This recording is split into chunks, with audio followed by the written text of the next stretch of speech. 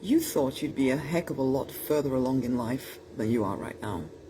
And it hurts when you think about it. I remember speaking to a client once who, before we started working together, she just used to lie in bed really feeling quite low, feeling quite depressed about the fact that she wasn't where she thought she'd be.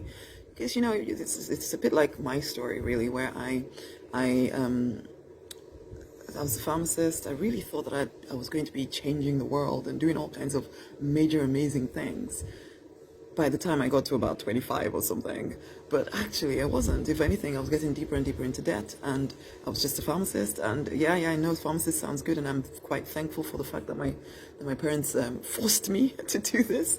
But at the same time, it wasn't what I wanted to do with my life. I wanted to be in business. I wanted to change the world in some way. And I wasn't anywhere near that. I was working 60, 80 hours trying to make ends meet. I was giving up on my ideas, giving up on my dreams because it just didn't seem practical. It didn't seem reasonable, especially since I had all of this debt that I needed to sort out. I have a bit of a spider web on me right now. But so I understand what that's like. But this is the thing. There were all kinds of things stopping me, and there's all kinds of things stopping you. And I'm going to mention 3 things here. Number 1 is self-doubt. The reason why I stayed stuck doing the things that I didn't want to do was because I really doubted my ability to do things that I did want to do. I wanted to start in business, but as soon as it got difficult, I would quit. I would go back to working a job because at least a job I understood how it worked. So my doubt about my ability to create the life that I wanted meant that I stayed stuck doing things that I didn't want to do. The fact that I'd created so much debt as well that I couldn't even completely understand where it had come from meant also that I doubted myself. So the mistakes that I'd made meant again that I was doubting myself even further. Is that happening to you? Number 2, limiting beliefs. There was a part of me that thought people like me don't get to live that kind of a life. There was part of me that thought maybe people of my color. I don't really always operate on the color thing, but I know that for a lot of people, color is a big issue for them. You tell yourself that because you're a certain color, you can't do certain things. You can't change your color, so you're automatically eliminating yourself from the race, basically. You tell yourself the world is a hostile place and it's out to get you. And so then you feel like you have to fight for every single thing. And so the whole idea of pursuing a vision or a dream seems frivolous and stupid. There's all kinds of different limiting beliefs that people have. Maybe you even think the divine doesn't want you to succeed. All kinds of weird and wonderful, they're not wonderful actually, limiting beliefs that people have that keep them stuck in a situation that they don't want.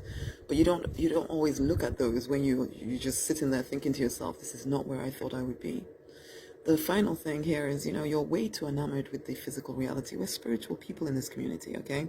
We know that actually we create life from within, that we can pray a thing into life, we can decree a thing into life. We know that if we can see it, we can create it.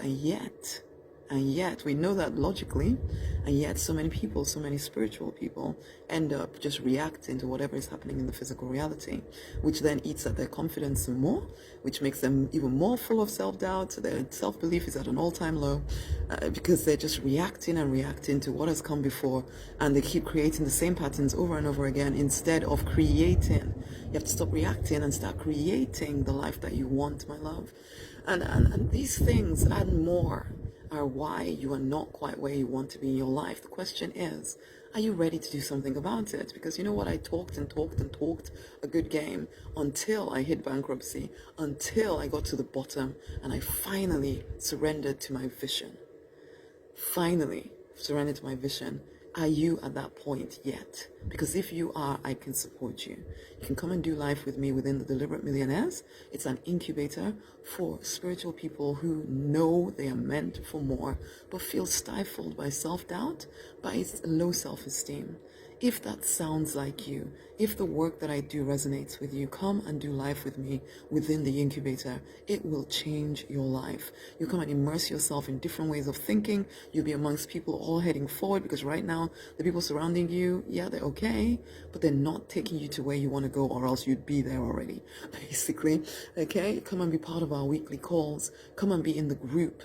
Come and change your life. Really, I know that sounds like such a big thing, but my life has changed because I changed what I was immersing myself in. I changed who I was hanging out with. I changed what I was believing about myself. And it was because I did this very same thing. at a heck of a lot more expense than you will have to put out. So come, my love, come over to the Deliberate Millionaires. The link will be around this video. It'll be lovely to do life with you. Much amazing love. And before I go, make sure you share this with somebody else, okay? Much love. Bye.